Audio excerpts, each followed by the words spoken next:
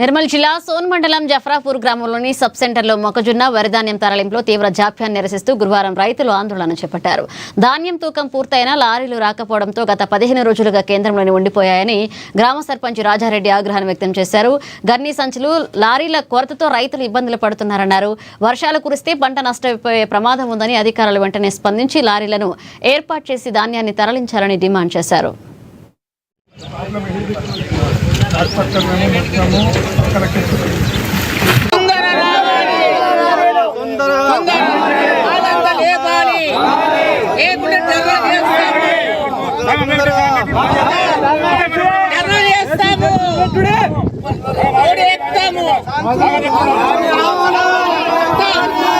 మాది సోన్ మండలంలోని జాఫ్రాపూర్ గ్రామం.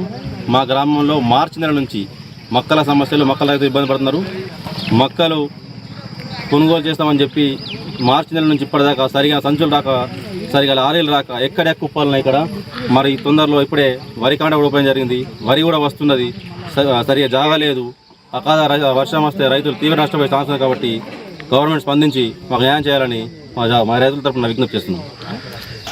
మా సెంటర్లో ఇప్పటి వరకు ఒక 3,500 బ్యాగులు మాత్రమే పోయినాయి.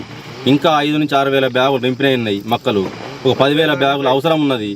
మరి వరి కూడా చాలా అయింది కాబట్టి వరి పోయలేదు, జాగలేదు. మాకు ఇక్కడ తొందరగా ఖాళీ చేస్తే రైతులు వరి అయినా కోసుకుంటారు. కాబట్టి తొందరగా ఖాళీ